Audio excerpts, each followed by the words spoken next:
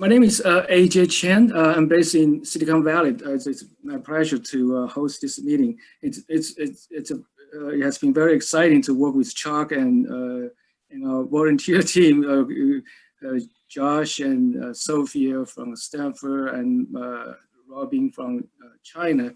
And so we're really trying to do, what we are trying to do is to study a series of Learning Health System Tech Forum to provide a place for people to start talk about more about the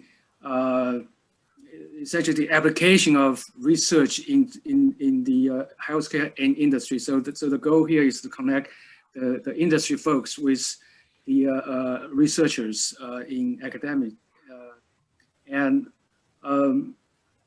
Today is the first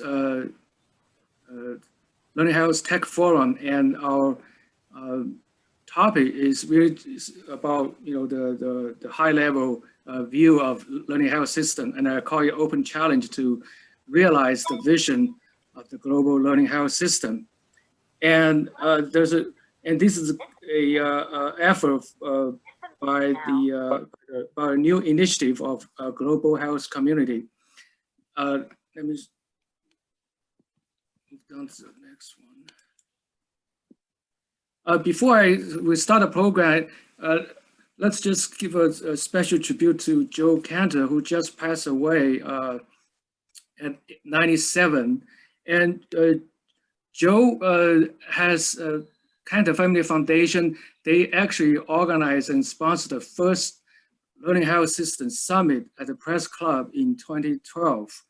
And I was the one of the maybe 60 people invited to attend that meeting. And since then, I started working on learning health system. But Joe's vision certainly will live on, and he has been driving learning health systems community, particularly the work that Josh Lubin has been doing. And so now let me just briefly outline the program today. So we will have a couple of minutes announcement by Josh Lubin, particularly with the initiative. And then we will have three presentations. Chuck Freeman I will call it, lay out the vision of National Academy of Medicine, and then John will talk about how industry should do or what changes that need to be done there in order to establish or building a learning health system. And James from Stanford will talk about some of his wonderful healthcare AI work that's related to learning health system. And then we'll have opened the floor to the audience for questions. Now, after each presentation, I will also take a couple of burning questions, if there are any. And so if you want to ask questions, please enter the write your questions in the Zoom chat window. Now let's get to the first item. Josh. Okay, so first, AJ, thank you very much. The Tech Forum in many ways is AJ's brainchild, and I'm incredibly grateful for him for spearheading this along, and I'll be thanking him and some of the other volunteers in a moment. One second. If you're not familiar with that, I wanted to first introduce the idea of a learning health community, which is really a nonprofit organization that has formed as a sort of grassroots movement around realizing learning health systems, realizing what I would call the learning health system vision, and realizing them all according to a set of core values that we came up with at the 2012 event AJ mentioned, so that we really make the world a better place, as cliche as that sounds, through learning health systems. I do want to say thank you, AJ, for giving a tribute to Joe Cantor. If it wasn't for him, I certainly wouldn't have, AJ, I probably wouldn't have met you. The way I got to meet you, AJ, was because Joe asked the question about how do we bring consumer groups into this dialogue? And if you remember, that led to me reaching out to my colleagues at National eHealth Collaborative, Kate Berry and Aaron Saib, and forming the Consumer Consortium on eHealth, where we met you. That's right. And I said when we did the forum, when we did the summit, we said AJ's got to come there too. We need to get his opinion.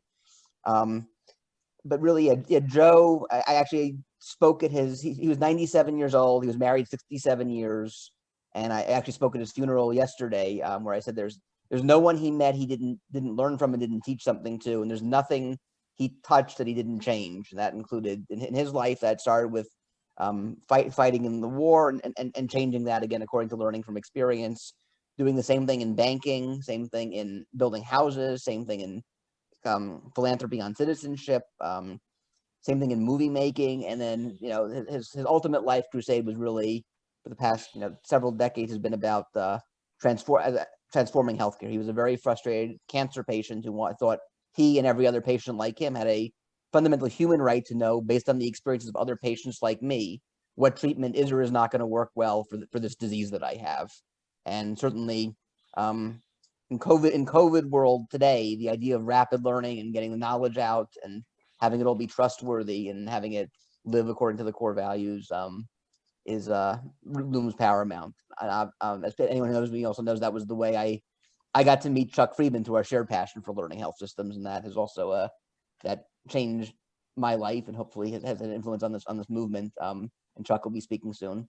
I want to thank everyone here who's taking time to participate. I can truly say, I think good morning, good afternoon, and good evening to the people on this call, because I've had there are people from both coasts of the United States, Australia, China, and a lot of other places joining us today, and I'm grateful for that, and really grateful for three incredible speakers, all of whom have been a part of this movement. And finally, gratitude to the volunteers, the folks at Stanford University that have shared their Zoom line to make this possible.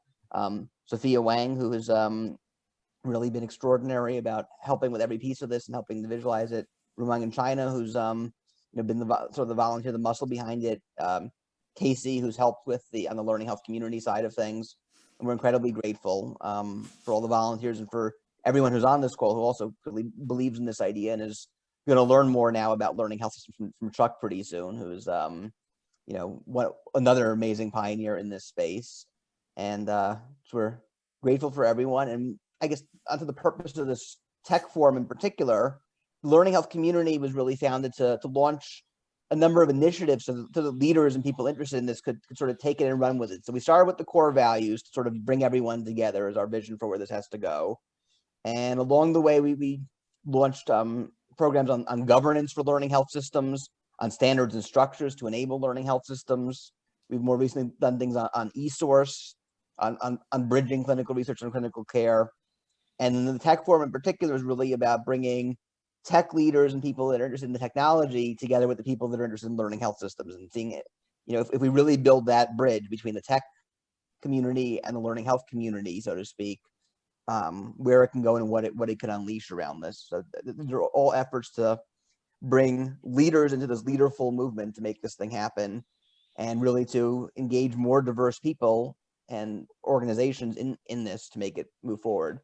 So on that, I'll briefly, AJ, I'll turn it back over to you. And again, thank everyone, encourage everyone to please use the chat to post questions. This is a totally interactive, participatory group. And this is the start of something. Today is day one, and there's been a learning curve like everything else. And we are moving forward, and we're going to build a community, again, really on AJ's vision here for what a LinkedIn group and what a real interactive community around technology and learning health systems will be. So thank you all, and let's go forward. All right, thank you, Josh.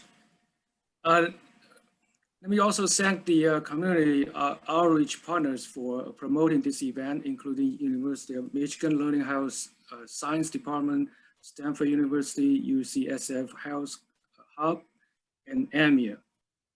Now, let's hear the first presentation from Dr. Chuck Friedman. Chuck is the professor and chair of probably the first department of learning health system in the nation, but it's at the University of Michigan. And he's also the editor-in-chief of the new Learning Health System Journal, a place for this community. And I know him when he was actually at the ONC as the chief scientist or chief scientist office, scientific officer at ONC. Chuck, please give us an enlightening talk. Okay, thank you, AJ. I will share my screen. It says I cannot let me share ask. my. You're going to have to unshare, AJ. Let me stop. All right, now, Okay. yeah, you can start now. Okay. So hello, everybody. Good morning, good evening, good afternoon, wherever you are. It's a pleasure to see you all here tonight. I'm going to introduce this idea of learning health systems as I understand it, and we'll look forward to the comments of those who will speak later in this session, and of course to your comments and questions. So let me begin with a kind of definition. You can read many long definitions of learning health systems, but paraphrasing Mark Twain, I'm going to give you a short definition that took me a long time to write. So health systems at any level of scale can become learning systems when they acquire the ability to continuously and routinely improve health through discovery and implementation. Nice and short. If you want to read more about learning health systems, I can recommend a very large set and very good set of books and monographs that were published initially by the Institute of Medicine and then by the National Academy of Medicine after it changed its name. These are all available online.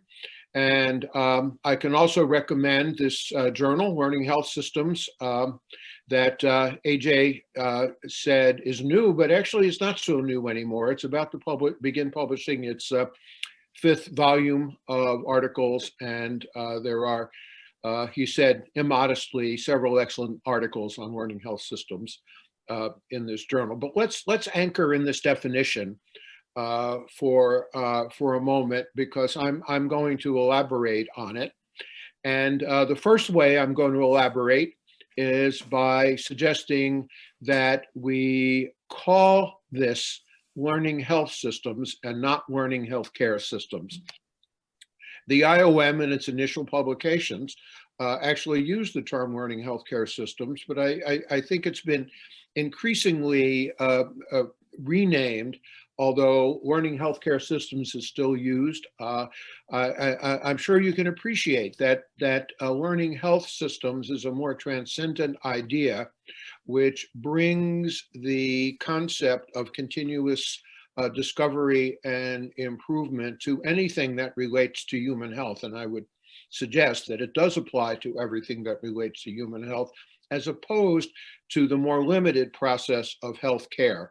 There is, by the way, an excellent little editorial in Learning Health Systems by Aziz Sheikh from the University of Edinburgh, speaking to the reasons more eloquently than I can, and in more depth than I have time to go into here, of why learning health systems as opposed to learning healthcare systems is what we should say.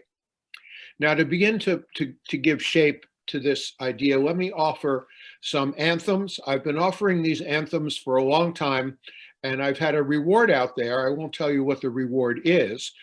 To anyone who can put any of these to music, the offer still stands. If you want your reward, just send me a score, and I'll try to play it and sing it, and we'll see if it's deserving of the reward. So the first anthem is "Bring Us the Tough Problems," and by this I mean that learning health systems, at least in my opinion, have the capability of addressing the really challenging problems that have vexed us for many years, and COVID being yet a more recent arrival on the scene. Learning health systems are designed to address the tough problems, not the easy ones. Second, a system problem needs a system solution. We're not going to fix these tough problems by fixing the people. The people in most cases don't need fixing. It's the context, it's the organization, it's the resources that surround these people that form a system that needs fixing. And learning health systems, by virtue of its very name, exist in pursuit of system solutions.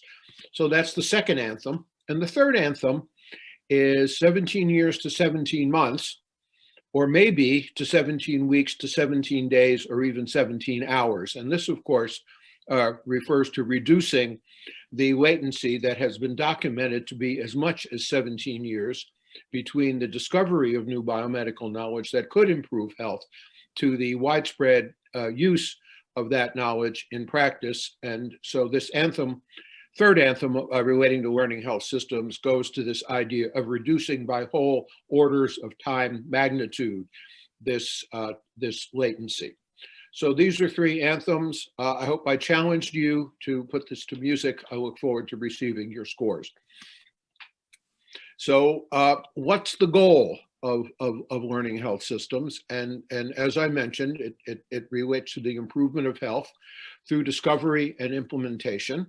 And to lay out what this means in a little more detail, let's think for a moment about an inspector with a clipboard coming into a health system to ascertain to what extent this health system is a learning health system.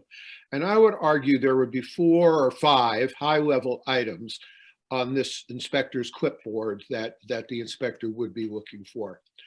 First of all, does this health system have the capability of capturing characteristic events and context? In other words, just about everything that happens in this organization as data to learn from. Can these things be captured as data? And we're going to call that data to knowledge in a moment. Can it do something with the knowledge that is created by analyzing this data? Can this best practice knowledge be made rapidly available to support decisions by providers, by patients, by managers, by anyone in the environment? And we call this knowledge to performance. Is this continuous and enduring through ongoing cyclic activity? There are many stories about organizations that became learning health systems in kind of a bursty way when threatened with lack of accreditation or lack of existence for other reasons. But then they went back to business as usual after whatever threat to their existence was assuaged. In learning health systems, this improvement process is continuous and ongoing. Is there an infrastructure that enables this to happen routinely and with economy of scale? I'll return to this topic. Infrastructure is key to learning health systems. And finally, is all this part of the culture? The last thing this hypothetical inspector would be looking for is to figure out to what extent this is really part of the culture. And I would argue if this inspector went around asking people, why do you do this? If it really were part of the culture, they wouldn't be able to answer the question. They just say, well, this is who we are, and this is what we do. So another way of besides the anthems that I presented earlier, but perhaps inspired by them, to understand what a learning health system is to think about these 5 characteristics, these 5 high-level items on the inspector's clipboard that would help an inspector determine whether a health system was in fact a learning health system. Now, another way to look at this, pull the keywords out of those items on the inspector's checklist. And this will kind of give you a gestalt of the LHS. This is kind of an informal Wordle. But if you do this, you get a sense of what this is all about. Persons, people, learning, data, knowledge, rapidly available, performance, continuous and enduring, cyclic activity, infrastructure, and culture. These are the keywords, and these are characteristics you might use to think about what makes a health system into a learning health system.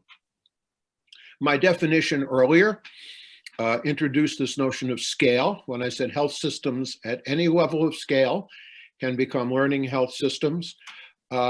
We can think about learning systems existing at any level of scale. Single organizations can become learning health systems. Networks of organizations, separate organizations can come together, often focused on specific diseases or classes of diseases to form a learning health system. States, provinces, regions, jurisdictional areas smaller than nations can form learning health systems. Entire nations can become learning health systems, and here you see Switzerland as one example of a nation that has undertaken a learning health system initiative at the scale of the entire nation, a small nation, but a nation nonetheless. And then finally, those of us who dream about these things can dream about a learning health system at the scale of the entire planet. And if COVID-19 taught us anything, it is that viruses do not respect national boundaries, and that if we're going to fight global pandemics efficiently and effectively, we might need a global learning health system to do it. Now, what learning health systems do to actually improve health with regard to particular health problems of interest is not a new idea. They undertake cyclic, community-directed cycles of study and change that look kind of like this. The process begins with the formation of a multi-stakeholder community, a key element of a learning health system that is focused on a health problem of particular interest to the members of that community.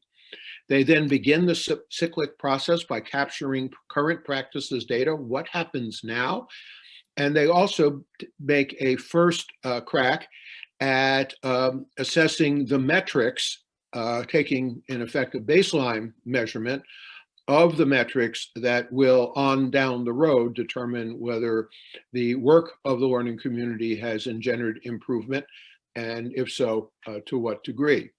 Whoops. The data, the practice captured as data will then be assembled into an analyzable form. I don't know why this keeps happening. It will be analyzed by members of the community to generate results. And those results, forming a kind of evidence that is internally generated, will be merged with evidence that is externally generated from the literature and other sources, also focused on this health problem of interest. The community will then come together and look at this merger of external and internal evidence, interpret the results, and decide if there is something here to recommend an intervention to inculcate improvement. If there is, that intervention will be designed. It might be one intervention, or it might be 2 or 3 different interventions that might be implemented in parallel as kind of an implementation experiment to look at the differences in the effects or to see which one has the greater effect. Then action will be taken. The interventions will be implemented, and this will take the process around to the beginning of the second iteration of the cycle, where the change system will be studied. A measurement will be taken to see if things improve, and these data, the second iteration of the capture of practice as data, will sow the seeds for the second cycle, and so forth. This is not a new idea, but there are several new wrinkles on this old idea here that I'll come back to in a moment. The bottom line is that better health requires this, and not what most of us in academia were taught to do, namely this: to collect some data, analyze it, convert it to knowledge, publish that knowledge in a journal, and then go and collect some new data, convert that to knowledge, and publish that knowledge in a journal, and so on and so forth. This will get us promoted and tenured, and maybe even famous, and give us a very high H index. But we have to ask ourselves whether it will make anytime soon anybody any healthier. I think we do this with the expectation that there is someone here ready to take this and do this. But too often there's no one home, and this is part of the problem that the learning health system concept is designed to address. The idea is spreading. It's been a phenomenal ride over the last 12 years, and 10 of which or 11 of which I've been a party to watch this notion of learning health systems, this appealing idea take root at all of these different scales. In the US, we can point to at least 4 institutions where I would argue that the inspector would check all 5 of the items on her checklist, and also many of the CTSAs and CTSIs, the Clinical Translational Science Institutes and awardees across the country are now using their CTSAs to become learning health systems. There are more networks now in the US than we can possibly count. PCORI has spawned many of them, including probably the most successful in the nation, called Improve Care Now out of Cincinnati. PedsNet, based in Philadelphia, is a very successful learning network. Cancer Link by the American Society for Clinical Oncology. NIH is beginning to sponsor learning health system denoted networks, one of which funded a couple of years ago focuses on early psychosis intervention called EpiNet by the NIMH. Quebec and British Columbia, Michigan and Indiana are examples of states, provinces, and regions with learning health system interventions. And I mentioned at the national level, Switzerland, Scotland, and England in the UK, and the Veterans Administration within the US are examples of national level LHS initiatives. And the planet, well, someday we can hope, and maybe the lessons, as I said, of COVID-19 will stimulate this. So to bring this quick talk to a close, a lot of people ask me, and I'm sure you were thinking this as well, so what's new here? We've done this cycle thing. The cyclic quality improvement processes have been around forever. And if that's all you're talking about here, Chuck, what's new? So I'm going to tell you what I think is new. The first is this concept of continuity focused on what the learning community does. The second is the notion of embraced uncertainty and co-discovery, which focus on that D to K aspect of data to knowledge aspect of learning health systems and its critical role. And the third is this issue of socio-technical infrastructure, and preferably open infrastructure, that I think has enormous implications for scaling learning health systems up from lower levels to bigger levels of scale. It represents an enormous challenge, but also an enormous opportunity. So continuity. This is the idea that the community that discovers is also the community that implements. So in a learning health system, once this learning community forms, it does the P to D part, performance to data. It does the D to K part, data to knowledge, and it does the K to P part, knowledge to practice or knowledge to performance. The same community, the same multi-stakeholder group governs and undertakes this discovery and implementation process completely around the cycle from start to finish.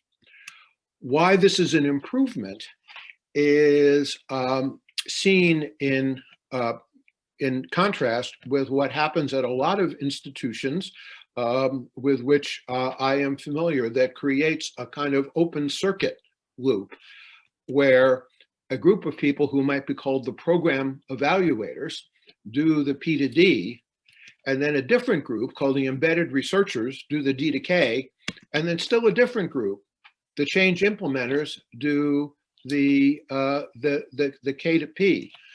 What is distinctive here about the learning health system approach, as I said, is this persistent community which which creates this process, this property of continuity following the entire cycle, and obviates or overcomes the gaps that inevitably exist when these kinds of cycles need to be executed with handoffs from one group to another, each consisting of a completely different group of people in most cases, with very different approaches and values. And oftentimes what happens is this gap cannot be overcome and the change process stalls.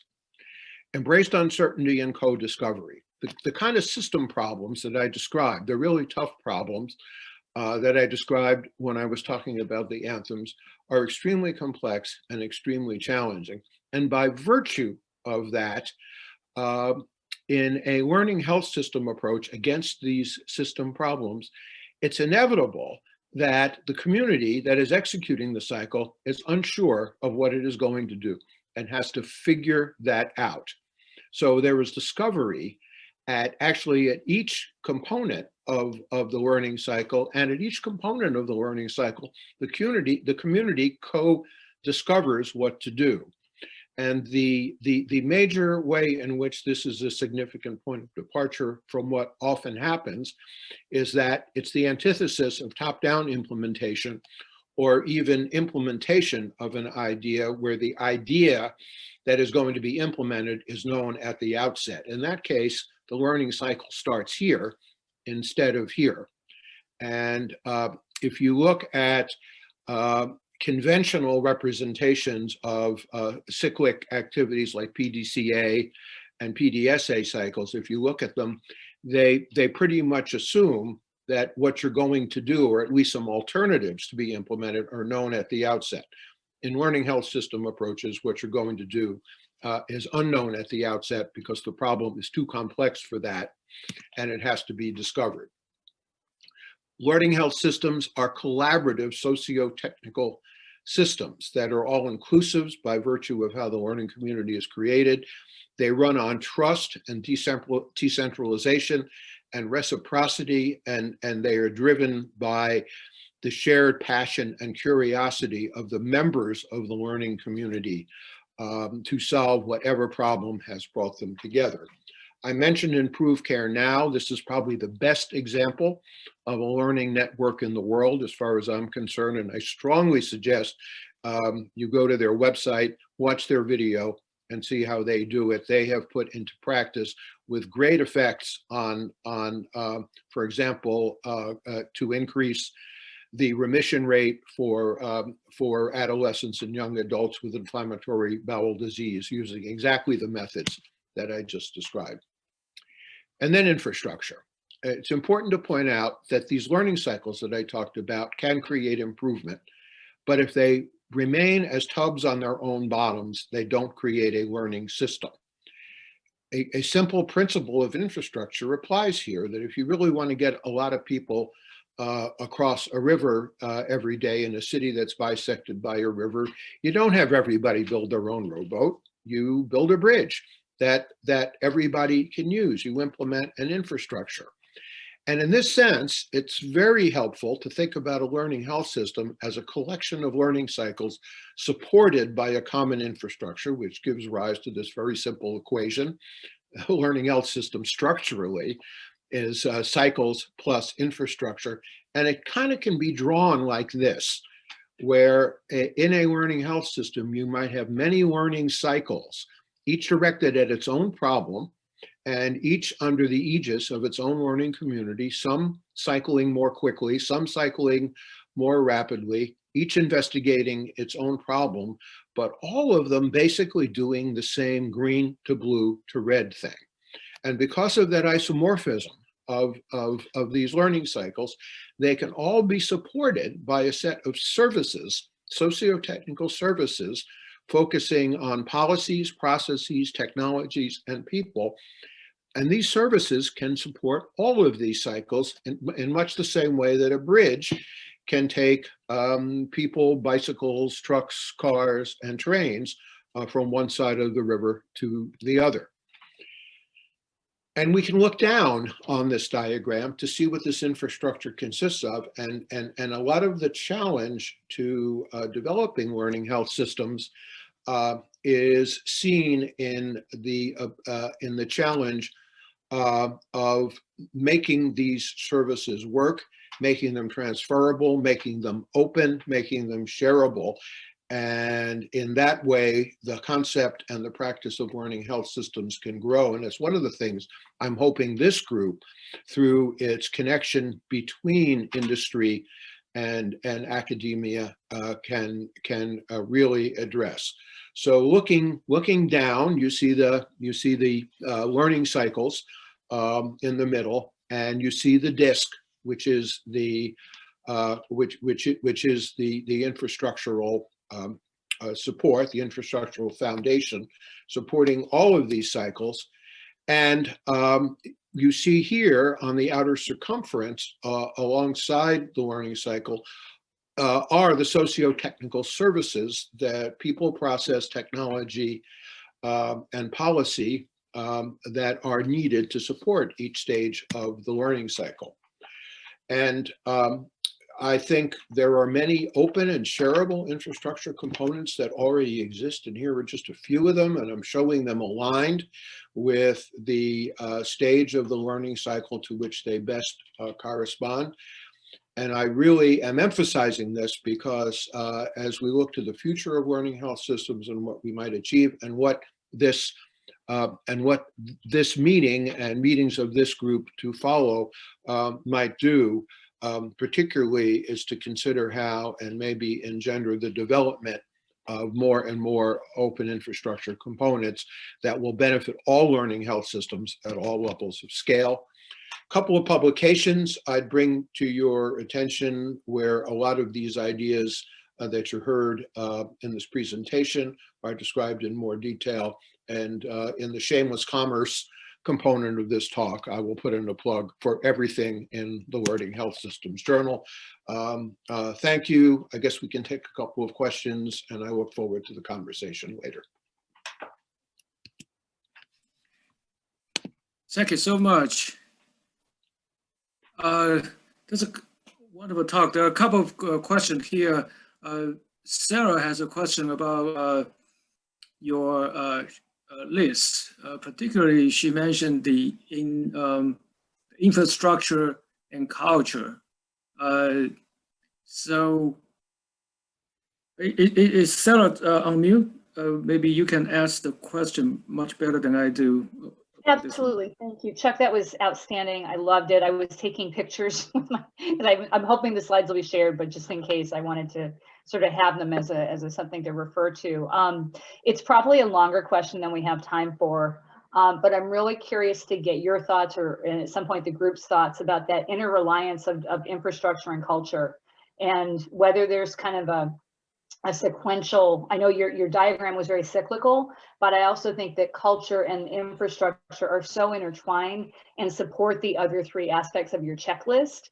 And I just don't know if you have any thoughts about whether you can. I don't think you can have infrastructure and culture divorced from each other and still aim your sights on a learning health system. I think you need both infrastructure and culture. So, any quick thoughts on that? Well, Sarah, I always agree with everything you say, so I'll agree. I'll start off by saying, of course, I agree, but I do see infrastructure and culture as fundamentally different things. Sure.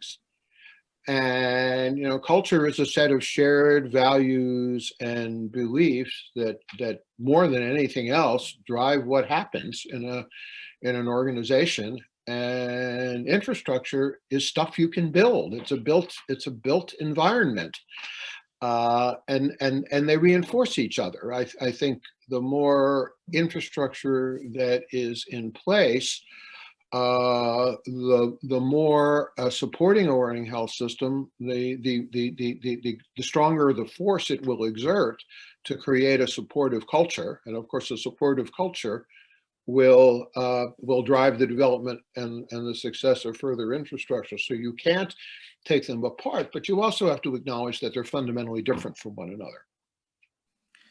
Great. Well, I just take one more question. Darren asked one question. It's about can we get onto a smaller setting where we can actually solve a problem with a business case?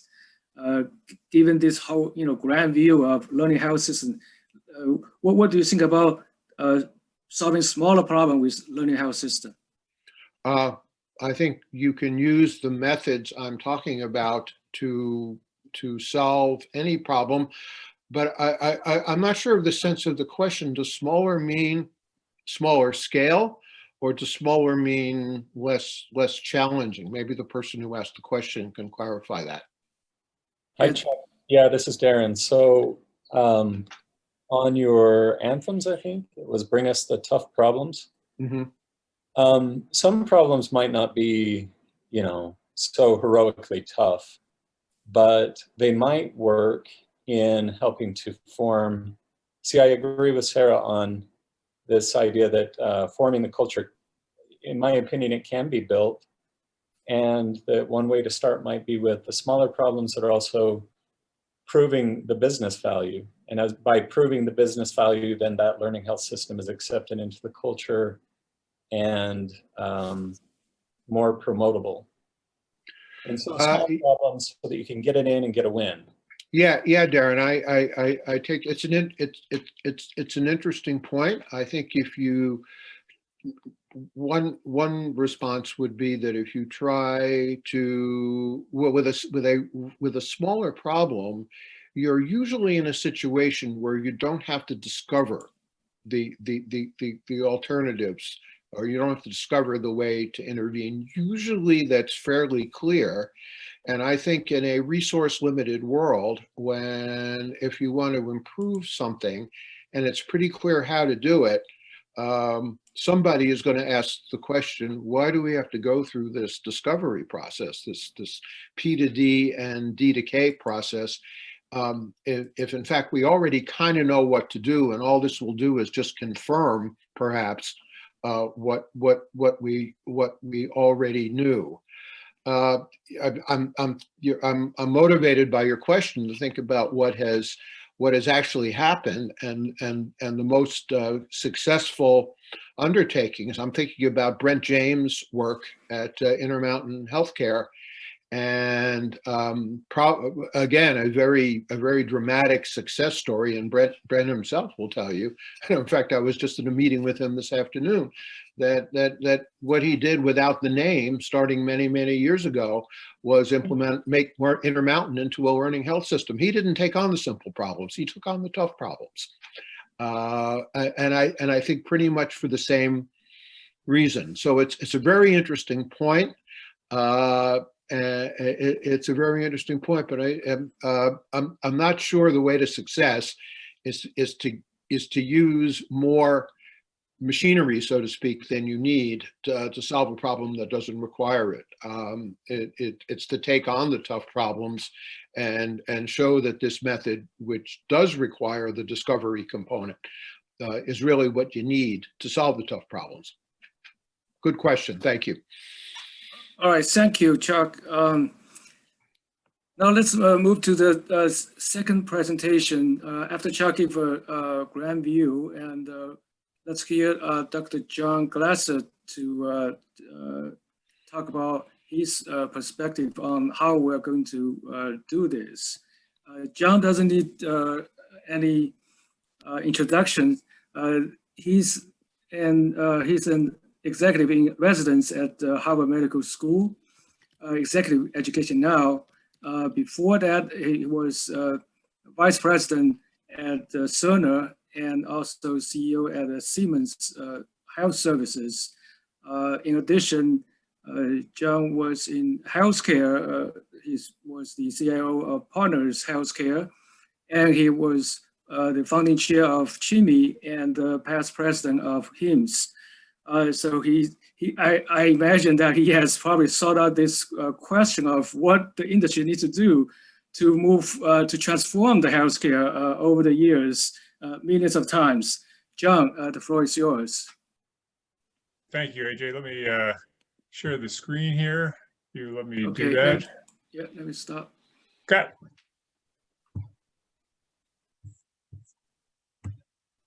There we go.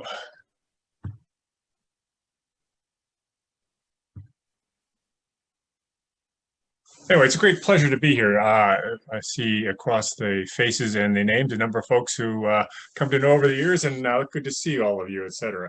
Thought, Darren, a quick comment on your question. When you look at digital transformations across a range of industries, consumer products, financial services, transportation, even agriculture, well, you find the sort of bold goals that Chuck was talking about. You find actually the path that for those that were successful, frankly, most are not, but those who were successful took a highly incremental path, step assess, step assess, step assess, this relentless step assess, step assess, step assess. Now, they didn't settle for, marginal or boring or, sort of milk and toast goals. They really did shoot for the moon. Nonetheless, there was this learning. It was short.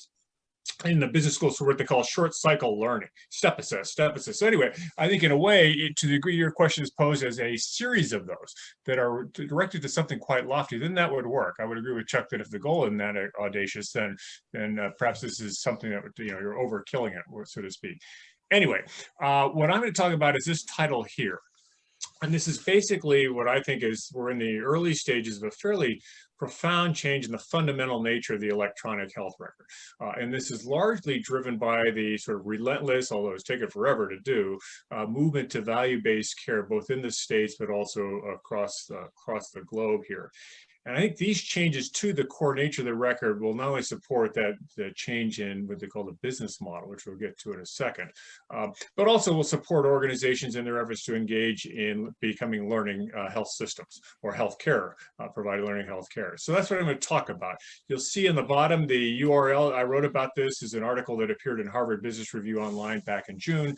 And I know you're either copying this down or taking a picture. You'll certainly get the slides, and you can look at that article should you decide to do that. But anyway, let's get into the core of this thing. And basically, the reason that this is occurring is because of this shift in business model. Now, business model, I'm sure most of you don't have your MBAs, but basically says an organization says, here's the value I'm going to deliver, and here's what I'm going to do to deliver that value. And whether it's selling shoes or providing consulting services or engaging in healthcare. And so in healthcare, it's this movement from reactive sick care. You're sick, you show up, we'll take care of you. To, while that continues to go on, there will be a parallel and growing emphasis on proactive management of health. Our job is to keep you healthy and to minimize unnecessary care and expenditures. And along the lines, we'll be rewarded for the quality, safety, and efficiency, more so than for volume, which, as you know, has been sort of the traditional in this healthcare system.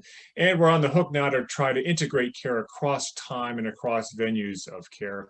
And last but not least, well, we'll always treasure our doctors and nurses and medical technologists and pharmacists. We increasingly have to be more consumer and patient-centric in the care that we deliver. But anyway, it's a very profound shift in the business model. And actually, you could argue that it's the most profound shift in business model that's occurred in any industry in the US in the last 100 years. So given that, if you say, well, that's the case, or I believe that, how will this affect the electronic health record? And it will essentially move along two major dimensions. One is a shift from what I call the record to the plan. Now, I've been in this industry, like some of you, for quite some time, 35 years, and it's always been the record. That's the, and the acronyms change: the computerized patient record, the automated medical record, the electronic medical record, now the electronic health record. We throw in a personal health record. I think even interoperability says, hey, look, the record's scattered, across settings, and so we got to bring it all together. But it's this focus on the record. Now, there's a lot of value to doing that. I mean, one is you get this comprehensive picture of what's going on. You can sort of make sure that the record has some integrity of data, et cetera.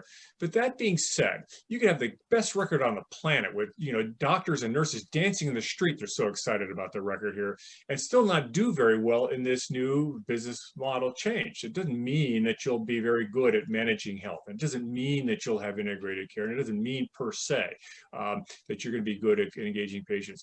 We're going to have to shift from this sort of focus on the noun record to a focus on the noun plan. And basically that says, every individual we're responsible for, if we're a health system, has to have a plan for health. So we'll take John Glasser, who's 65 years old, got high cholesterol, got sleep apnea, and is in accelerated decay as he heads into, the sort of the end stage of his life here. So what's the plan to arrest John's decay and to keep him as healthy as we possibly can? Now, it's not only to take your statins and raise your CPAP and stuff like that, but also to the degree that John has a periodic acute episode, like he's got to get his hip replaced, what's the plan for that? So we have these sort of transient plans. And increasingly, we incorporate social determinants. Is John poor? Is John suffering from food insecurity? Anyway, we've got to have a plan. And this shift will mean that we have to be able to create plans and share them and monitoring. So is the plan for John working? And if it is working, then we're keeping him healthy. We're going to get rewarded financially. We'll have integrated his care, et cetera. Which means that the EHR itself we'll have to have several plan-centered capabilities. One is you have to have a series of plans. Is there a sort of boilerplate plan for the hypertensive male, or a boilerplate plan for measure or helping someone who's got a particular form of cancer? People combine plans. So if I have multiple chronic diseases and an acute episode, and I have social issues that need to be dealt with, how do I fuse those into a common plan? Resolve conflicts, set priorities, et cetera. Be able to distribute that plan across the team, including me. So who's going to do what in this plan, and have they done that? Or can they assign tasks to each other? In addition to that is making sure that we understand the role of the hospitalist versus the role of the primary care doc, sort of across different venues. And then we actually have to have some logic that says, well, is the plan working? Is John's plan says he should be seen, a couple times a year? Is that actually happening? Says he should be taking his medication. Is that actually happening? Is there deviation that appears to be occurring? Is there drift happening? He's picking up weight, or his blood sugars are bouncing around. Or frankly, it could be an acute event, such as, he's been married a long time and his spouse passed away. So we got a problem here. We're at high risk. The plan not working because John's in a bad state, mental state, so to speak here. And then we also have to be able to aggregate, look at plans across populations. This is what population health is all about. How well is our plans working to take care of kids with asthma or whatever? And then using analytics to go through the data and say, is the data telling us that they're actually superior plans that are better than the plans that we have now? So anyway, we have to have this sort of plan-centric capabilities across the record. The second major part that's got to change is a shift from transaction orientation to intelligence orientation. Now, years ago, when I was at Partners Healthcare with Blackford Middleton, who's also on this call here, we engaged in rolling out electronic medical records. And I remember thinking at the time to, this community of 5,000 docs who were out and about, that we were fundamentally doing was automating transactions, retrieve results, document care, order something, et cetera. And we did a lot of good. I mean, those transactions were clear. There's some checks on them. They got to the right place. There's a lot of value there. And we're not done because a lot of these concern of doctors have about the usability of the record is based on the fact it takes too darn long, too many clicks, too cumbersome to do some of these transactions. So we still have work to do on the transactions. That being said, we're going to have a greater shift, to sort of shift the weight to being more intelligence oriented. And that takes several forms. One is, as you can see here, and some of this has been around for a while. So in some ways, it's not as if there was never plans, across the EHR or never intelligence. It's the shift in emphasis. So sort of moving resources from one axis, from the record to the plan, and moving resources from furthering transactions to furthering intelligence. But anyway, there's a series of things that you might do. One is improve our ability to guide diagnostic therapeutic decisions. So we're getting into digital diagnostics, digital therapeutics, for example. Being able to use the data, and along the sort of Chuck's discovery, is to assess new treatments and uncover safety issues. Remember years ago at Partners is looking at you could pick up the Vioxx signal in the data from the Brigham and the Mass General. And also to understand, unusual clinical findings which have been discovered during the pandemic that has been going on here. And not only doing this, but also looking at core clinical processes. So remember when I was at Siemens, one of the things that Siemens would do is have smart cities. So the city was measuring the movement of traffic on various major roads here. And if it started to bottleneck,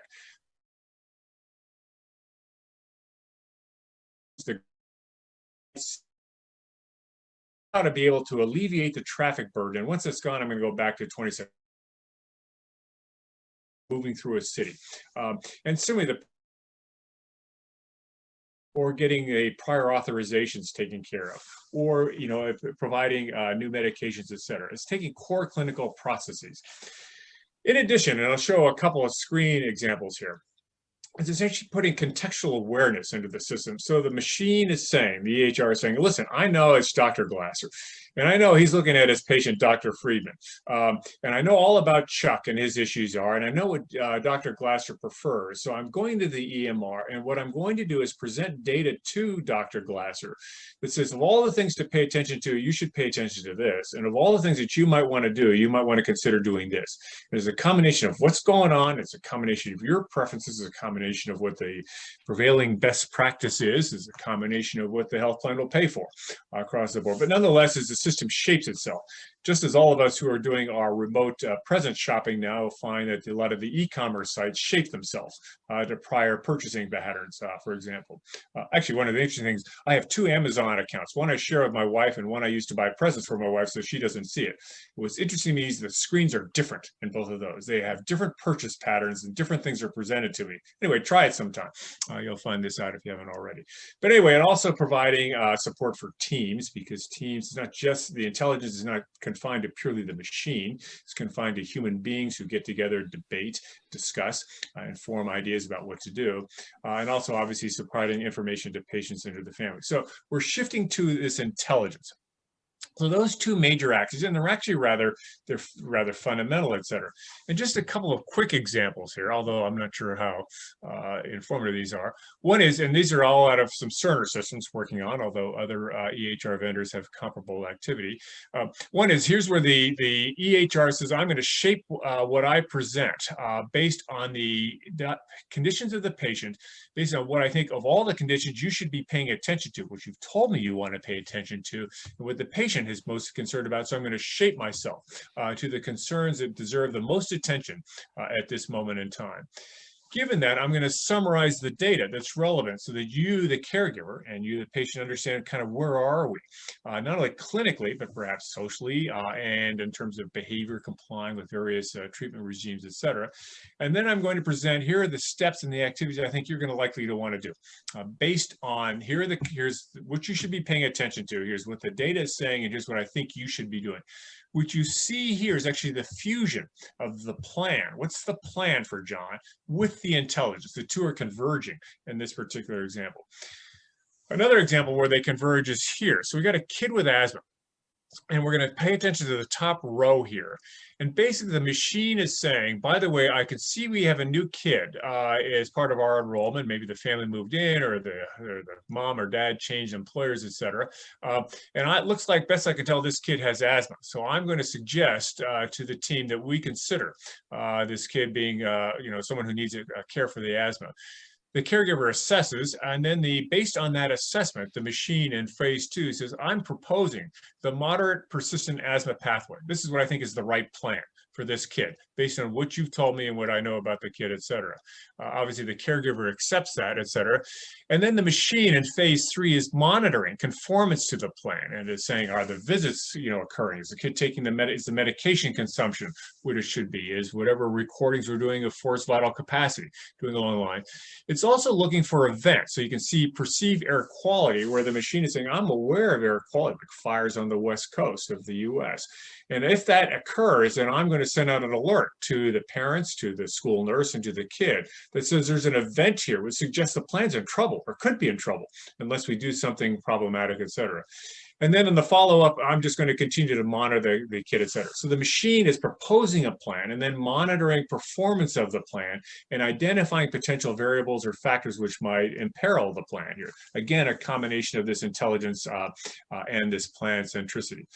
So how do we get to kind of where we are to this state, assuming you see the state as being, yeah, that makes sense, it should be pursued, et cetera.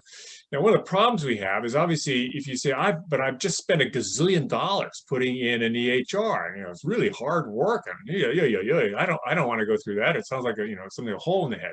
And particularly, I'm not sure I want to go through a scratch start EHR, which has got its own peril if it's something that was created de novo from the ground. So I want to get there, but I want to minimize the likelihood that I'm going to fail in doing this, or minimize the cost, challenge, and disruption that might occur. Well, one thing we can do is take a lesson from the banks and the banking industry. Now, if you look in the internals of most banking systems, there's code that goes back to the 50s and the 60s, old COBOL code. It still works. It still debits and credits on checking accounts, et cetera. And the banks, as you can see on the left, say, I got to modernize, because I've got new technology, I've got, mobile devices, but also have new products. Now I can do wealth management, 529 plans for kids going to college, et cetera. So I have to modernize both business and technical, but I'm worried. I'm worried about catastrophic failure. I'm worried about public damage, loss of trust. I got a bunch of things that are risk factors in here. Now, in the middle, lots of different responses on the part of the banks, but a big chunk of them says, I'm going to add stuff around the core. I'm going to preserve my core, but increasingly wrap that core with new technology, the web, mobile devices, et cetera, and map that core with new capabilities, et cetera. I'll make some changes to the internals, but it's not, for most banks, it's not a rip and replace of a new type of thing here. So what I think is going to occur in healthcare is similarly, the EHR will get surrounded by capabilities that wrap around it, leveraging the FHIR apparatus and leveraging the regulations that came out of the 21st Century Cures Act that are trying to open it up, although for patients, but broadly. And so increasingly what you'll see is say, I'm going to preserve my Epic, my Cerner, my eClinicalWorks or whatever, but I'm going to wrap with population health management or patient applications or analytics or workflow support, et cetera, and wrap around this just as the banks did, et cetera. And that's fundamentally what you see in a lot of health systems is increasingly this wrapping around of a core EHR with these capabilities, which address specific things such as a population health management contract, but also address some broader, provide this broader shift of the core nature of the electronic health record. So that's it. I'm going to stop here. I'm actually going to breathe for the first time in however many long minutes I've been talking. And AJ, see if there are any questions or comments that might have come out of that. Yeah, there's a couple of questions, but first of all, it's fantastic talk. The fundamental change of the EHR, or bedrock of the health information system, has to be transformed or changed. Let me start with this. Read out a couple of questions. The first question, obviously, is about the scale. When you're talking about all of these plans, wonderful, but it takes resources, takes time, and how do you scale this up? Doctors have no time to do much of this stuff. Yeah, there's lots of diseases and lots of plans you could have. I think organizations start with, we might have a particular managed care contract, which is centered on diabetes, or we might have a particular set of social determinants we're looking at for a plan for homelessness or whatever. The point is we have clinical priorities, and we'll start there. And we'll start with certain populations. We might start with our employees. We might start with a Medicaid population. The point is we can actually, we can actually move in a fairly incremental fashion. We don't have to go from 0 to 60 here. We can start with these 2 diseases in this population, sort of, again, the step assess. Next year, move on to another set of diseases and another set of populations. We can grow our way into this. The old model doesn't go away. We still have fee for service. We still have people for whom there is no plan, and that may always be the case. But nonetheless, we don't have to take a big leap necessarily. We can pace ourselves depending and be driven by priorities of reimbursement, the clinical needs of our community, et cetera. Mm-hmm.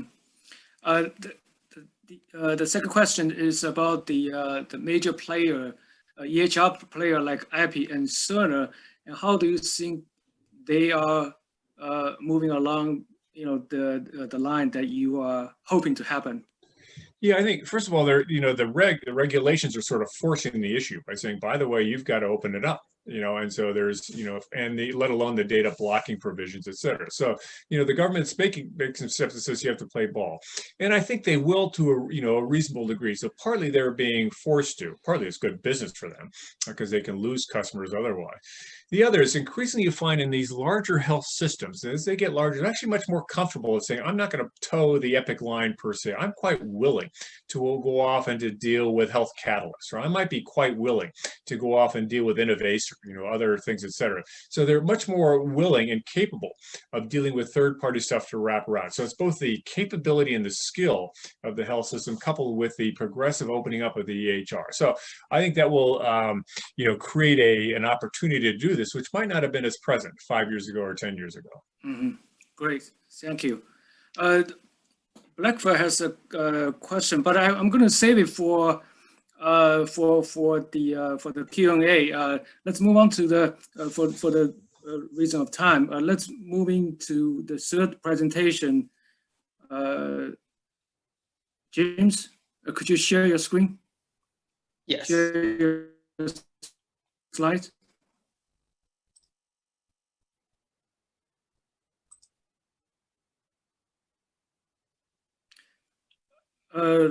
So James is an assistant professor at Stanford, where I live close by. He's done a lot of healthcare AI work, and hopefully that would accelerate some of the or reduce the burden of the workload in the regular workflow.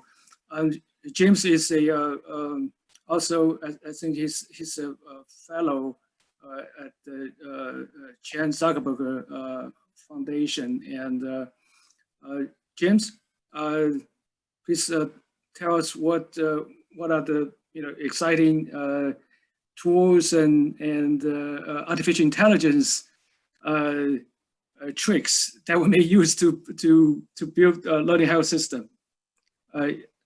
Please go ahead. Great. Well, thank you very much for organizing this. It's really nice to meet all of you, and thanks for including me in this really exciting community of learning health systems. I really enjoyed the last two talks.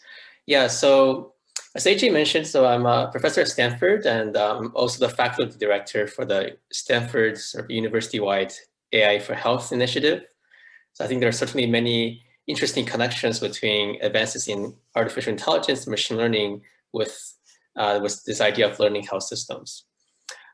So what I want to do today is to tell you a couple of examples of what are some of, I think, quite exciting advances in AI and specific applications of that in looking at human health and human disease, in particular looking at cardiovascular health and looking at cancer. So to set the stage, right, for this, I want us to do like a thought experiment together, right? So here on the screen, I've written down, right, several descriptions, right, of a particular individual's face. And I would like you to read these descriptions, right, and visualize in your head of what do you think this person's face actually look like. So these are descriptions that one might find in sort of standard medical records or clinical notes, right? Okay, so now hopefully you have a visualized image, right? So this is the actual face of the person. Okay, and you can compare it with what you have visualized to see how close were you able to get, right, to the actual face. So this is actually quite a challenging experiment, right? So when I did this, or my students did this, it's actually very difficult to visualize the face as vivid compared to the actual photo, right? Just based on the textual information or the categorical information that we're given. And I think this picture is quite interesting for a couple of reasons. So first, it's a photo taken from a patient from a New England Journal study a few years ago. And you notice that half of the face is actually asymmetric, right? So half of it is quite more wrinkled and sagging compared to the other half. And the reason is that this is actually the face of a truck driver. So you can imagine that half of the face that's exposed to the sun when he's driving for many hours, has very different kind of health conditions compared to the other half that's more facing inside. So it's a great example of how the environment exposures interact with the underlying biology and the genetics of the individual to inform his health status. The second reason why I think this picture is quite interesting is that it's quite a vivid illustration of how much more information is there actually in the image compared to standard kinds of features that we normally extract from clinical notes or from EHR, right? So when we apply human vision to look at this image, we can actually capture a lot of really fine-grained, very rich textures and details that's hard to capture when we just reduce everything down into sort of categorical features of standard notes, right? And this really motivates a lot of the work that we want to do, right? In the fact that the information oftentimes relates to health is actually visual, right? And oftentimes in the current healthcare system, we are relying on human vision to look at this information to extract them, right? And what we really want to do is to see, can we actually use recent advances in AI, and especially in a part of AI called computer vision, to replace and to augment human vision to extract these rich information, right, from these visual objects. And we want to do this both at the level of individuals, and also you can look at this across the ultrasound videos, even looking at things like cancer, which I'll go into in a little bit. And the high level goal of this, right, so the ambitious goal is, can we actually use computer vision to learn a new language of morphology that are relevant for human biology and human disease, and use this as a way to improve our health systems. So a lot of the work that I do in my group is actually in developing new computer vision algorithms. And many of you have seen these kind of applications, for example, self-driving car, right? There's one big area where there's a lot of advances based on computer vision. And what we've been doing in the last few years is try to extend and apply these methods that we've developed, right, for these other applications, right, which has been used by Google and many of the companies, to the settings of healthcare systems. So I want to give you sort of two quick vignettes of how we have applied computer vision to study human health. So the first vignette is actually looking at the problem looking at cardiology, right? So basically, you want to use computer vision to assess how well your heart is functioning. This is based on a paper that we published in Nature a couple of months ago, so it's quite recent work. And the work is led by David, who's a cardiologist in my group, and then Brian, who's a terrific computer science PhD student in the group. Okay, so what we want to do here is to actually study heart disease, right? So heart disease, as you know, it's the leading cause of death in the US. It's responsible for 1 in 4 mortalities in this country. And typically, one of the most common ways people use to assess heart function or cardiac function is actually based on these kind of ultrasound of the heart. It's also called echocardiograms. So here's an example of the ultrasound. They're routinely done in the US, right? Every year, there are over 10 million of these cardiac ultrasound being done in the US. And they're actually quite expensive, right? Each one will cost over $1,000. At Stanford, they will charge you sometimes like $10,000 to do one of these cardiac ultrasound. So the reason why these cardiac ultrasounds, even though they're very commonly done, is still quite expensive, right? It's a very expensive part of our healthcare system, is because they very much rely on manual human vision to assess. So here are 4 examples of these ultrasounds, right? It's taken from 4 different patients at Stanford, just as an illustration. And just to give you a quick primer, so what the cardiologist is looking at here is that the cardiologist actually look at this chamber of the heart, right? So you can think of the heart as basically a power pump, right? If you want to evaluate how well this pump is doing, you want to compute basically how much power it's generating. And to do this, currently the cardiologist or sonographer will look at this video, right? So she would actually identify the frame of the video where the heart, this pump, is the largest when it's the most expanded, and the frame when it's the most contracted, when it's the smallest, right? Once those 2 frames are identified, then she has to trace out by hand the ventricle chambers and to compute sort of the change in the area and the change in volume, right? So you can imagine this process is very expensive, it's very time consuming, and it's also can be quite unreliable because at every step you actually rely on human visions and sort of manual tracings and a lot of these processings that could lead to a lot of variation across different annotators. So this is really the motivation for our work, right? So we want to see, this is currently a huge challenge in our healthcare system. It's very expensive, very time consuming. So can we actually improve this by actually using computer vision to make this process faster, cheaper, and much more reliable compared to the current way that we're relying on human vision to do this. And we developed the algorithm, which I'll tell you about in the next slide, right? So, but just to briefly, right, the algorithm will actually take as input these ultrasound videos that are routinely collected in hospitals. It actually automatically segments this chamber of the heart, right? So the blue regions actually tells you where the AI computer vision system is paying attention to, where it's looking at. And in real time, it actually produces assessment of how much power the heart is producing. Basically, for every beat, we'll actually compute these numbers like ejection fraction that tell you how well the heart is functioning. So here's a bit about the algorithm in the more technical detail, right? I won't really go into the details very much, but it just says that here's the algorithm, right? That actually goes to a particular kind of deep learning architecture. And we've designed this deep learning architecture to really mimic the clinical workflow, right? And so that the algorithm, right, it's also following every step where the human clinician is trying to do, right? So it's also looking, first identifies the chamber of the heart and then segments out every image of the heart. but it's able to do this much more quickly, right? Basically instantaneously, and it's doing this much more reproducibly and reliably compared to how clinicians would do it.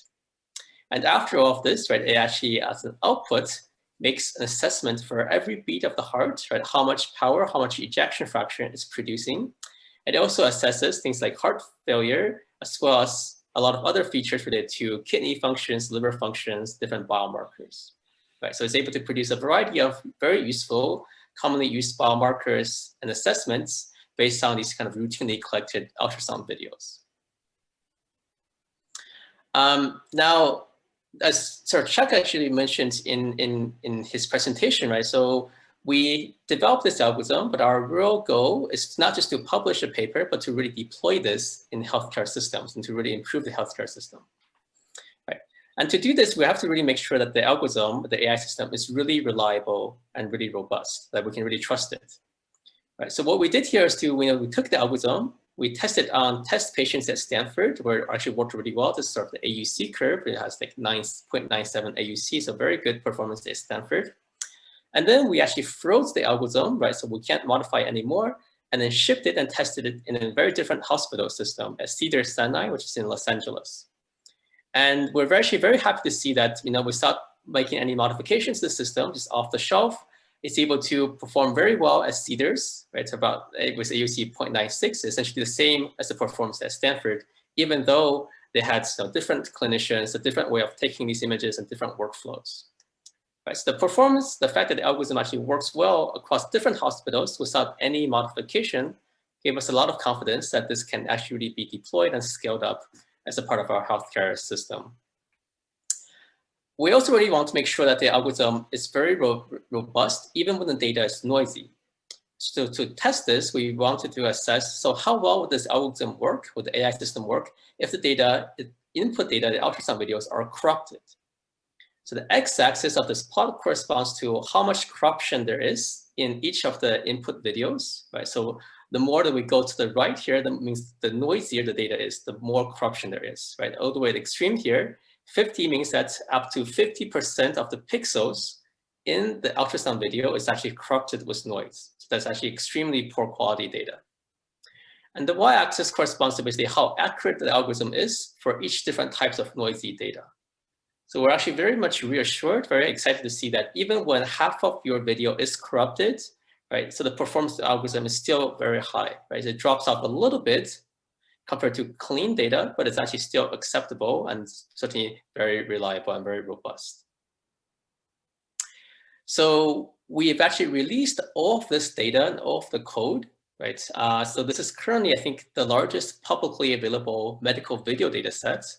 There's actually very little publicly available medical video data sets for people to do research on. So one of the missions of this project is to collect the data, but make it really available as a resource to all of the community. So any of you, if you're interested, you can access exactly the same data that we use. So it has over 10,000 ultrasound videos, cardiac ultrasound videos from 10,000 patients, along with their medical information and annotations and outcomes.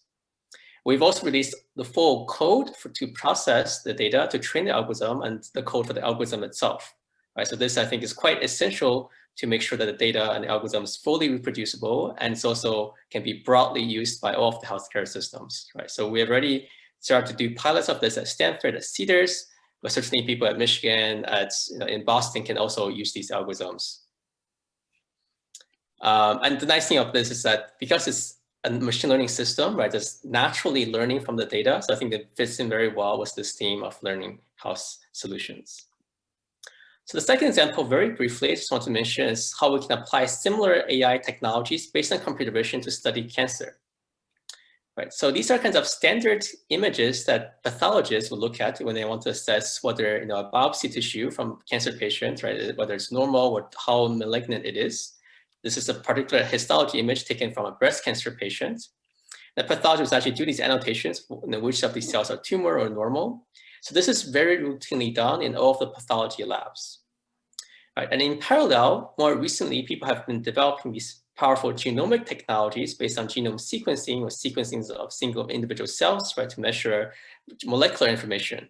Right, so these are very complementary because the pathology imaging, it's easy to collect, it's relatively cheap, That's the pro. The con is that the downside is that the kinds of information you can derive is relatively low throughput, right? So maybe just know a few bits of information about whether it's tumor or normal, but you don't really know anything about the genomics or the different types of mutation or gene expression profiles just by looking at these histology images. The genomic information from the single cell analysis is basically the flip version of it, right? So when you do the single cell analysis, it's more expensive. You lose the spatial resolution of where the individual cells come from typically, but you do have much more high dimensional information content about what are the tissues, you know, what's the information in each place. But right now, they're basically two separate workflows. And what we asked is, can we actually use computer vision AI systems to get the best of both worlds so that we have these images, and at the same time, we also have the genomic information without any additional cost. Right, so we actually recently developed and published this algorithm. It's a computer vision system called STNet. It uses actually similar kind of technologies we saw for the cardiology project. And what STNet does is that it takes its input, right? It's very routinely collected histology images, and it actually translates this histology image into hundreds of new images. Each new image it generates actually corresponds to a spatially resolved gene expression profile of a different gene, for example, of different breast cancer markers, of different tumor markers.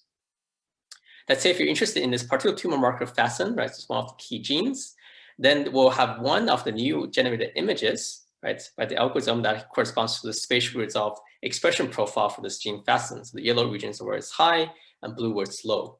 If you're interested in a different gene, right, then we have a different gene expression profile. And we can generate this now for over 100 genes. These are all computationally generated based on the image, and it all can be done basically instantaneously for free. And we've also experimentally validated that these computationally generated gene expression profiles agrees really well with experiments, right?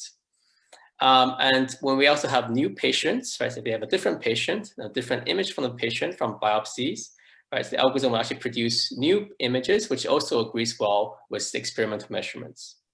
Right, so this was also published in a paper earlier this year, a couple of months ago, in Nature Biomedical Engineering. So here's actually quite an interesting example, right? Because for this particular biopsy section, right, the clinician, the pathologist actually labeled basically this entire image to be almost uniformly tumor.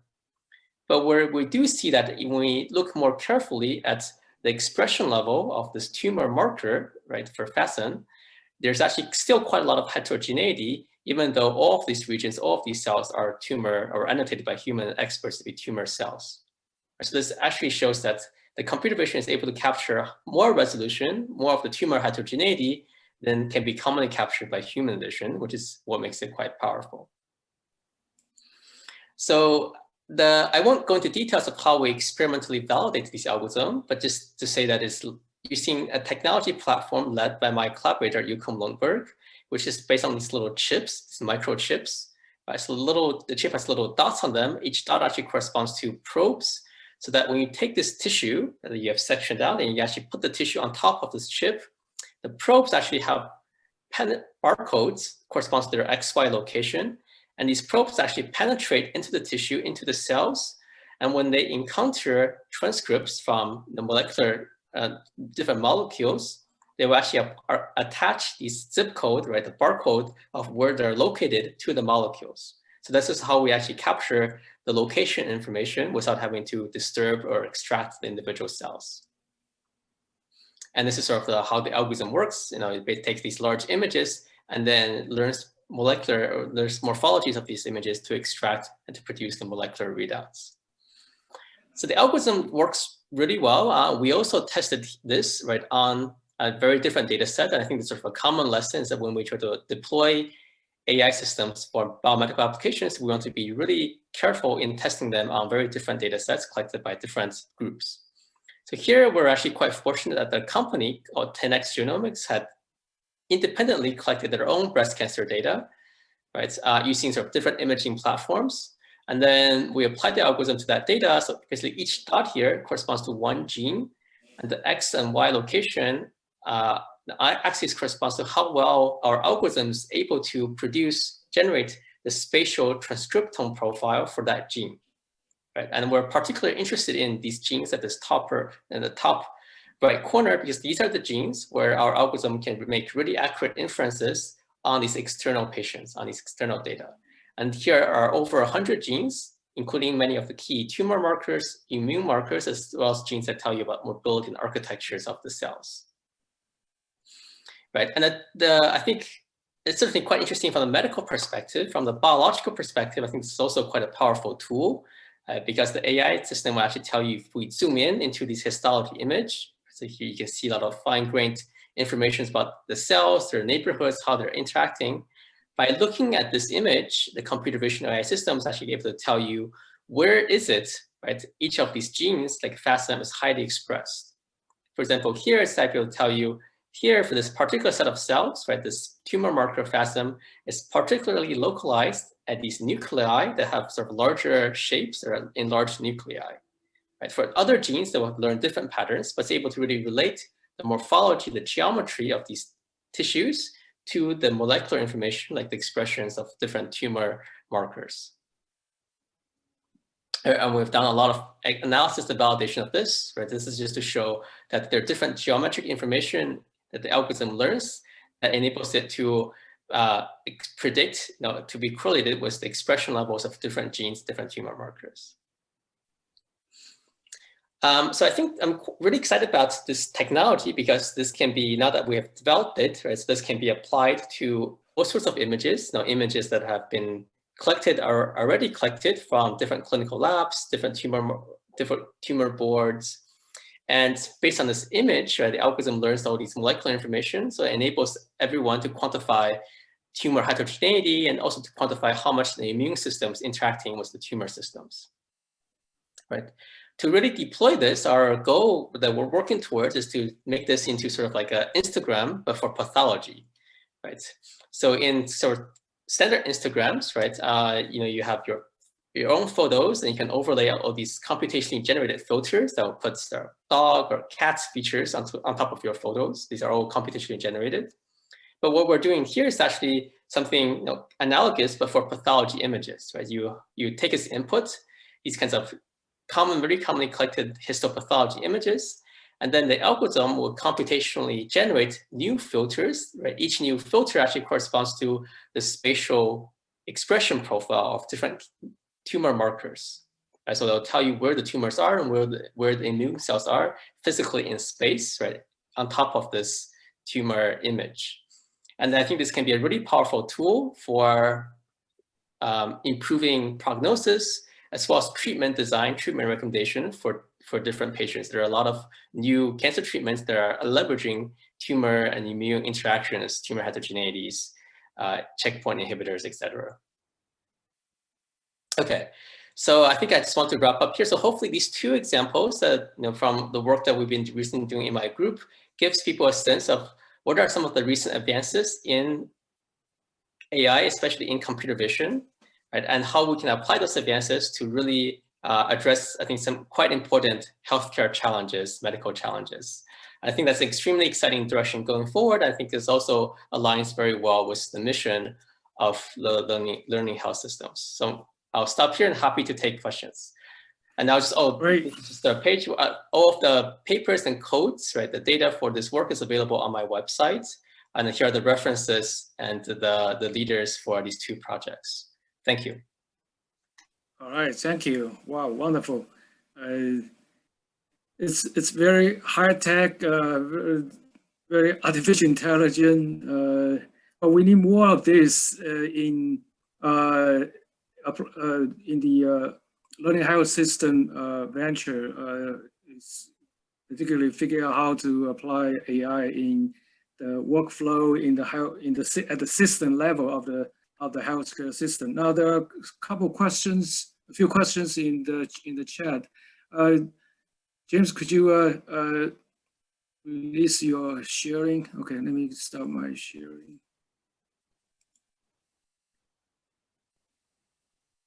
Let me first ask the questions. There's a couple of questions right here. And we probably will run over a little bit time, but let's probably just start the whole Q&A session right now to save some time. and I will start reading the question that I left over last time. So Blackford, our friend Blackford has asked a few questions for John. Blackford, are you? Could you ask John directly? Sophia, could you unmute Blackford? Oh, okay. Let me ask. So he's asking about, you know, the stateful of the plan or the care. John, do you have any thoughts on that? Yeah, I'm not sure I understand the question here. Okay. Hey, Oh, John, can you hear me Hi, now? Blackford. How are you? Yes, I can. oh, he's here. Let me try it verbally. Thank you. Okay, Hey, thank you. great to see so many friends and colleagues, and what a Yeah, great that's true. You know, John, one of the challenges I think, you know, that your discussion raises about the plan, I would fully subscribe to the idea of the plan being exchangeable, like, you know, a piece of information that should go with you wherever and whenever, so that not only are your problems, meds, you know, allergies, et cetera, known, but also the state of your care delivery, if you will. So my question really is this, you know, when we think about a plan, it really should be stateful. Where are you in your management of XYZ disease and what has been tried, et cetera? So therefore, knowledge really has to be stateful. And we oftentimes don't write knowledge in a way that lends itself to stateful inference or state machines and the like. So that's part A. Yeah, it's a fair question, Barbara. I mean, I could see one thing, and it was part of the philosophy of decision support early in our collective tenure of partners, which is I want to know if the plan's at risk of deviating. I'm going to assume that it's working unless I have reason to believe it's not, you know, or reason to believe that it's heading off the rails. So I'm expecting that if you have a certain frequency of visits or pick up your meds, that I just want information that would suggest that's not happening. So, you know, the state is a state of potential or actual deviation that is occurring from a plan. So anyway, that's one way to look at it. It's not trying to get the state of the plan, the state of exceptions to the plan, or potential exceptions to that. So I don't know if that eases the challenge that we have. And some of it's pretty crude, you know, it's frequency of visits, you know, it's blood parameters, things like that. Well, I follow you. The part B, and this would be for everybody, you know, I worry a little bit about the rate of change in our data, in our systems, and the rate of change in our knowledge. And the fact that AI is trained on data that is necessarily historical, you know, we may be training or developing systems which are out of date at birth, just like a textbook or a journal. I think that's a great question. And that's why I think when we deploy these AI solutions, it's really important to deploy them in a package where you also have a system to monitor, right, these AI algorithms post-deployment. I think and that's an area where I think there has not been as much focus, right, as there should. So there's a lot more work on just in building the algorithm themselves. There's relatively little work on how do you audit and how do you monitor these algorithms. And that's actually a big area that a lot of people in my group are working on, is how do you systematically audit AI systems, or also audit the data that goes into feeding these AI systems, and also how do you monitor them, monitor their performance, similar to how you monitor your car and, you know, these other things after deployment. Yeah, and I think Blackford, a part of it, in addition to that, is in some cases the failure of the plan is just so gross. It's not a question of relevant knowledge. It's the fact that, golly, you had a heart attack and you're not complying with this, that, and the other. Or you can't get a proper meal, you know. So a lot of these things are, you know, are in some ways gross. And even if the knowledge behind the actual plan is a little behind the times here, I suspect that's not the major issue. Major issue is we've just got deviations that are just too significant. Anyway, I suspect in some ways it's just low-hanging fruit. I appreciate the issue and the question. I don't know that in some ways that is the thing that is holding us up from pulling a lot of this stuff off.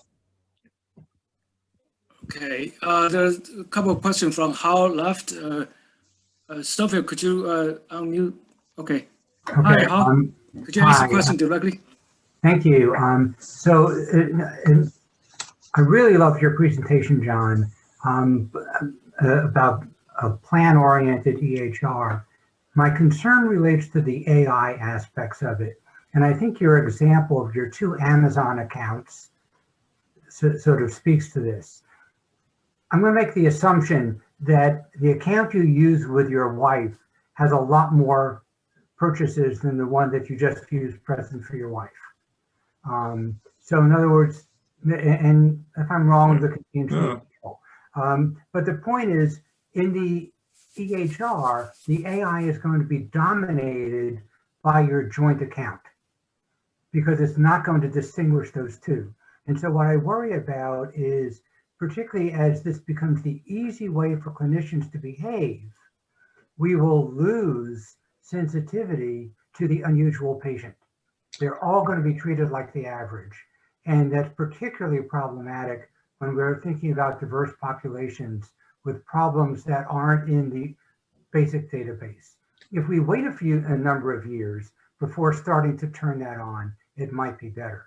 But I really am concerned about using the AI approach too quickly. Yeah, I think I worry about sometimes the complexity or just the bias. So when I look at the wife account, she buys stuff for us. She buys stuff for our kids and our grandkids and our, and all kinds of stuff. You say, boy, what's the pattern here? Goodness gracious, who is this person anyway?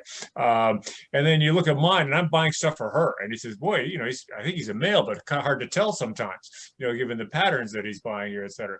So I think, you do what you can. And I think part is learning is where there's a boundary in there somewhere. Sometimes I worry this thing will just collapse under the weight of its complexity. Is all the variations and the nuances that come through increasing characterization of you and me and our care and our social circumstances, et cetera. So I don't know whether we get to the point of just crushing under the weight of the complexity. My sense is we still have a ways to go to get there. Just because of the sort of when you look at why healthcare doesn't work or why patients don't comply, et cetera. And so I don't know. I think there's a fair point of at what point we have, sort of our danger of misusing the technology because the technology is got some, hindrances, biases, errors in it, et cetera. That's just further misleading and not helping the situation. I'll give you one last example, then I'm going to shut up. About every 3 years, I buy a boatload of underwear, and then I, consume it over the course of 3 years. Now, once I buy that boatload of underwear, I am bombarded with underwear ads, daily. Now they must think I wear it once and burn it. Oh, for God's sakes, I'm a male, for God's sakes. Think about it. So it's just an algorithm that is just not, tuned into the reality, at least my reality, et cetera. So we got a ways to go here, but I appreciate your concern here because we have to be cautious about this. Thank you. Well, certainly the learning health system probably is a good way to set up a system where we can learn this continuously. I mean, certainly we're at the beginning of figuring this out. So learning health system concept is actually quite useful to solve this problem. Let me read a couple other questions here. So we have Andrew Gruber. Andrew, yes. Are you on mute? Could you ask the question? Yes, can you hear me? Yeah. Okay, so it's a question about a regulatory framing for the ultrasound. The echocardiogram example James gave is very impressive. And it sort of begs the issue in our LHC sense as to whether we head towards a device regulation option for that echo algorithm or a publication academic option, which is very different. And so when you do this work, you presumably, you were obviously very thoughtful about the license, though you didn't say, as in your talk, what the license was. And I'm curious where you think we ought to go with something like this, where there is a choice for you, for instance, as the investigator, as to how to license the algorithms in order for them to evolve in the sense that Blackford mentioned, for example. Yeah, so thank you. That's a great set of questions. Specifically for this Echo AI algorithm, we actually made so everything is open source, right? So we actually released all of the code just so that people can use our algorithm and also access the data, which is probably even more important. There is another version of algorithm we're continuing to develop, and that's the version that's not publicly released yet, but that's being further refined, being piloted within Stanford and soon at other hospitals. From the regulation side, I think there it becomes really interesting, right? Because the FDA right now is, they have been approving and regulating these AI algorithms. So we actually have a survey coming out which study all of the AI devices being approved recently by the FDA, and there are about 70 of these devices. And there, I think there's actually a lot of potential limitations and maybe rooms for improvement. Right? So for example, all but one of the devices approved by the FDA were tested and evaluated on retrospective data, right? So they're not even done on prospective data. And most of those devices were evaluated only at 1 or 2 sites, right? So I think you're thinking about the complexities and potential biases of these AI systems. I think certainly we want to potentially look at what are the more rigorous ways to evaluate and to regulate these systems. There's one more question for James here, which is actually can be a very general question. That is, when you develop an AI system at Stanford, top-notch teaching hospitals, how do you, and your patient populations are very different from rural area, for example, or a smaller city. What's your thought about deploying your system or evolve your system to help the other populations, particularly even underserved population? Yeah, so that's a great question. And that's something we actually spend a lot of resources on. For some of our current ongoing projects, let's say for AI for dermatology, right, we're actually starting this large scale effort of sort of basically a crowdsourcing effort where people from all around, right, anywhere in the world can contribute their data. And we're especially encouraging more contributions from underrepresented minority groups, right, from other regions outside of the standard academic institutions to contribute their data. Certainly we'll have a lot of data privacy and protections in place so that we can curate those data and to use that to evaluate and test these different AI algorithms. That's very thoughtful. Thank you. One more question from Blackfoot to Chuck. Blackfoot, what did you ask? Sophia, unmute Blackfoot. I think there we go. Chuck, the learning health system vision, of course, is just fabulous. And as you say, it's been around for a bit. But here's my question. I worry, as Hal Luff suggested, about clinical reasoning. In the world of Google, every conversation or every debate ends with a search. Everyone knows everything via Google, at least sometimes around my dinner table. So how do we make sure that clinicians, still know how to hear the hoofbeats of zebras, as the proverbial saying goes, and not just think horses? Oh, what a great question, Blackford. This takes me to this short paper I wrote called The Fundamental Theorem of Informatics, which posits that what we're doing in this business is trying to make people better with technology and all the tools that technology brings. But the people remain in charge. And I think that what we have to work out, and that we haven't worked out, is the adaptation that people need to make in the way they approach reasoning and problem solving as they increasingly live inside a knowledge cloud.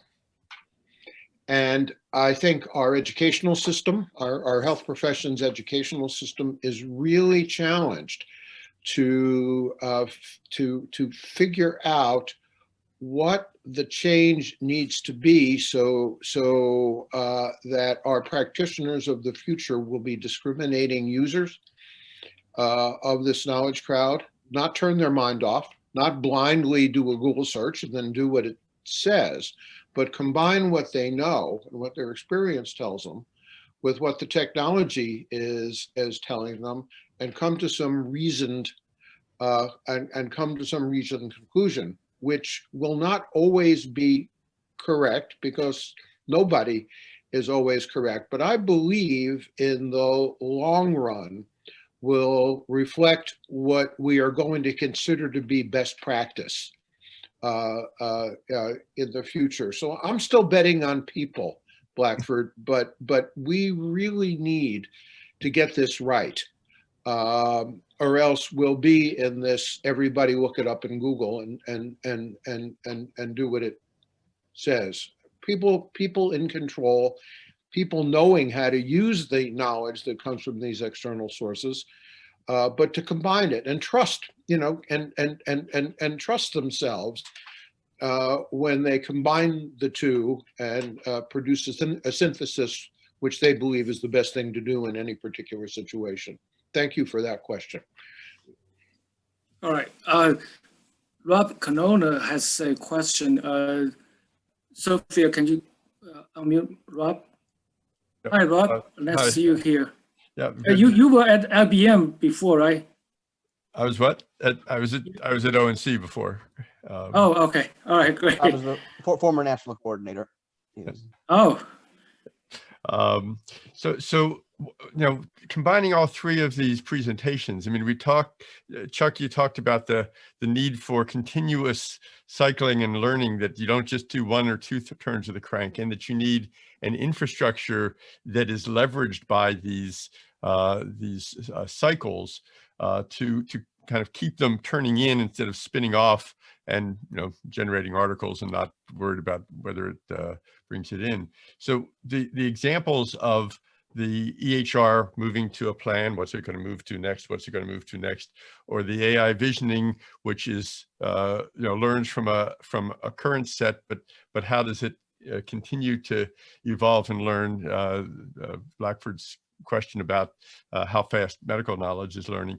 How do we bring those examples and put them into this continuous, learning health system and cycling them, so they aren't just one turn of the crank that produces something that then goes, but they actually feed back and become part of the LHS? Yeah, and Rob, I was thinking about exactly that as both John and James were making their presentations, and I'm saying, how do you fit this into this larger vision?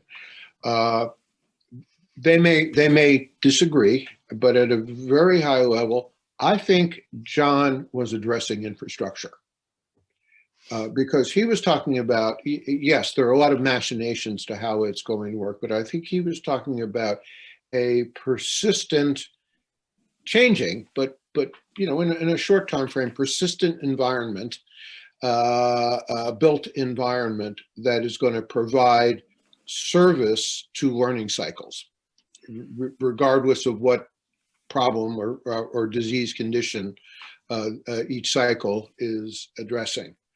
And I was thinking that James' methods really pointing us to a new generation of data and knowledge, which can then be applied. So I think the basic idea of the learning cycle just gets, and the infrastructure underneath it in the learning health system just gets stronger through the ideas that John and James presented.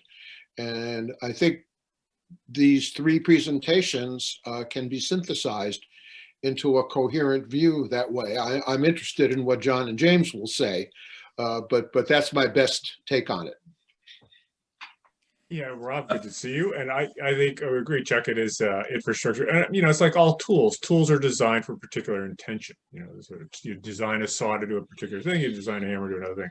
But if you say, listen, the intention of the EHR will be to support the execution, monitoring, and assessment of plans. You're going to learn all the time about what's working and what's not. Is the darn thing working? Have we got a better way to manage somebody with a particular, whether it's acute or a chronic episode? So the learning is centered on what's working and not in the context of keeping you and me healthy across time and across venues, et cetera. So it is a tool designed to support that learning, or that sort of centricity of learning. It's not the only type of learning that goes on here, et cetera. So I think, it's probably more effective if we design it right than the quote classic EHR is, which is essentially, retrieve and execute transactions, et cetera. So I think it is a tool, it's infrastructure to support the learning process with a particular orientation. So I want to hear James, but John, I want to respond because EHRs, by their nature, are organizationally focused. And as we have talked over the decades, Yeah. the organization has its own financial interests. And there are times where it will use those tools to advance its interest rather than the person-centered type of focus that that I think many of us have evolved to think is primary. My concern is having the EHR as the center of that. Well, no, I think you're fair, Rob, and I think that's where the business model kicks in. So to the degree the focus, the incentive is for a health system, is you're responsible for 100,000 people, whatever the size is, you're responsible for their health and their health care. You are motivated to do that. So, you know, that's how you are to think about it. And you are to think about it not only clinically, but you're also to think about homelessness and a variety of other things that are going on here. So the whole, if that business model shift were not occurring, it's purely volume, of course not. You know, why would I care what the plan is? I just need to fill the beds and fill the clinics. I mean, to be, you know, a little blunt about it, et cetera. So I think the model, to the degree it sticks, and I think it will be much more person-centric and health-centric over time. And that will sort of move us in the direction you're talking about. Yeah, and you know, it may be that, especially with some of the telehealth things that have occurred, where people begin to see that I don't have to be locked into the geography of where I get care, then I may be fragmenting my care across different health systems, which still requires, again, the focus of each of the EHRs may not necessarily be around me. I think we got some countervailing forces. So to the degree that there's retail healthcare, you know, I go to Walmart to get my shots or to the Minute Clinic to do whatever, you know, I'm just further fragmenting this thing. So anyway, we got some forces working, quote, against, you know, the integration or care over continuum. James, I didn't mean to interrupt, but I just wanted to respond to John. Do you have any thoughts about what we've been, you know, the AI visioning and part of it? Yeah, no, I think I really agree with what Chuck and John mentioned. I mean, the only thing I would add is that I do agree that it's really important to have systems where the algorithms and humans work together. That also involves maybe changing the education systems of human clinicians, right? People who have to work with the EHRs to account for the fact that there will also be algorithms that are augmenting their capabilities, right? And it's a big part of all of that is really having these also monitoring systems, right? You want to monitor this whole feedback loop. Bob, maybe you are looking for one of the case that I'm working on. That has a little bit about this setting up a learning cycle with the components that we have been talking about. So I've started to set up a learning cycle within a hospital at one single point where the nurse direct the patient to the right, essentially to make the right appointment to go to the right department in China. Now in China, the situation is very different from here. In China, you have the patients usually they don't make an appointment beforehand, so they don't know where to go. They make that decision right on the spot in the hospital lobby, right? Now, so you have a nurse, directing them to go to different departments. Now, it turns out almost no hospital actually has a evaluation cycle or a very clear, clean, scientifically driven based evaluation cycle where they know what are the patients are directed to the right place or not, and how often, if not, how often that happen, right? So this is actually a very good example to start with to show the learning health system may have impact in quality improvement. So I'm setting up, say, first of all, set up a circle. You essentially have an information or data cycle where you started from the directing patient. The patient go to the department, and the data will show up in EHR. And the patient, when they leave, we have other tools that actually try to somehow follow them. Anyhow, if you can, I'm trying to create a loop of data, and then on top of this, then I can evaluate, essentially discover the patient journey, where patient goes and where they end up, and what are there anything wrong within that patient journey? Now, and when you do this in large scale, you have 1 million patients, then you have to use AI. So AI comes in when we deal with a large hospital. So the hospital that I'm working with, the large hospital, they have millions of people in traffic. So you need to have a AI component to figure out all of this.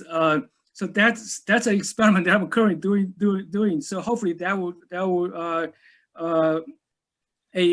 will be one approach that we can bring together this learning cycle idea and AI into solving a very specific problem in the hospital workflow.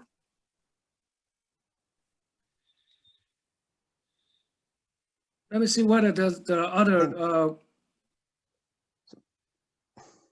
Yeah, so we've had some really great questions, some really great learning tonight. I think we're out of time already. Okay. Yeah. We probably should stop here now. Since there's so many good questions, I forgot the time. Well, thank you again for the for the speakers, and let me share my screen. I just have a couple of things for the next step. I want to share.